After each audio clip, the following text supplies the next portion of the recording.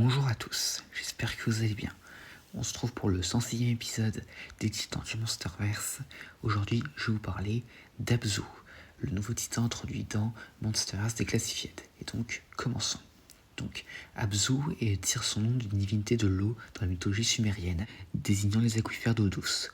On croyait que ces aquifères mystiques étaient la source de tous les lacs, sources, rivières, fontaines et pluies et même inondations.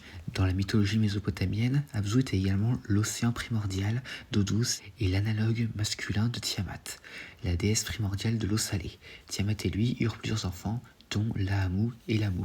Le nom scientifique du titan, Asterias Abzu, vient du genre taxonomique d'étoiles de mer, Asterias. Donc, en termes d'apparence, Abzu est une créature grotesque semblable à un échinoderme qui ressemble à une étoile de mer. Sa peau est magenta foncé, ses 5 membres sont couverts de ventouses scillants et sa gueule béante au centre abrite 3 langues préhensibles munies de dents crochues. Son dos est recouvert d'une armure segmentée, lui offrant une certaine protection. On ne sait pas grand chose sur la nature ou la classification d'Abzu, bien qu'il semble être très territorial dans son domaine et qu'il attaquera tous ceux qui sentent être comme une menace. Donc maintenant passons à son histoire, donc potentiellement spoiler pour Monsterverse Declassified.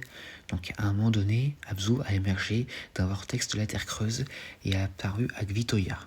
Il s'installa dans un espace vacant de l'océan Arctique, là où les vents solaires étaient les plus concentrés. En 2023, Tiamat arriva à la recherche de la grotte où se trouvait Abzu. Ce dernier lui tendit une embuscade et s'enroula autour d'elle, lui jetant un flot d'acide digestif. Mais Tiamat se libéra de l'emprise d'Abzu et l'enferma dans un tourbillon. Abzu fut alors empêtré par Tiamat avant qu'elle ne le morde et ne le coupe en deux, lui permettant ainsi de s'approprier son antre. Donc, en termes de capacité, Abzu sécrète un acide rose visqueux de sa bouche, suffisamment efficace pour corroder les écailles dures de Tiamat. Il est également capable de nager sous l'eau à grande vitesse.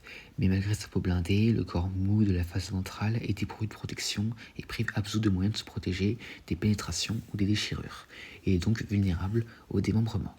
Et donc, en termes d'anecdotes, selon un commentaire de Bernie Hayes, Abzu ressemble à quelque chose qui sort d'un film de science-fiction des années 1950, ce qui est ici une référence au film de la taillée de 1956, Warning from Space, qui met en vedette des étoiles de mer extraterrestres. La rivalité entre Abzu et Tiamat est plutôt ironique, car son homonyme, dans le mythe mésopotamien, a aidé à créer la Terre elle-même avec la déesse de l'océan Tiamat. Et le fait que Abzu soit une étoile de mer est également ironique, car bien qu'elle porte le nom d'une divinité d'eau douce, les étoiles de mer sont des organismes vivants qui vivent exclusivement dans l'eau salée. La capacité d'Abzu à cracher de l'acide peut être une référence aux habitudes alimentaires des étoiles de mer réelles, car au lieu de dents et d'une gorge, les étoiles de mer éjectent leurs estomacs à l'extérieur de leur corps sur la zone dont elles se nourrissent, ce qui libère des enzymes digestifs pour décomposer et absorber leur nourriture rapidement. Également, Abzu est le premier titan connu dont la nomenclature intègre à la fois un taxon scientifique et un nom mythologique. Et à part ça, voilà, c'est tout ce que j'ai à dire concernant Abzu. J'espère que cette vidéo vous aura plu, n'hésitez pas à dire ça dans les commentaires, et à la prochaine.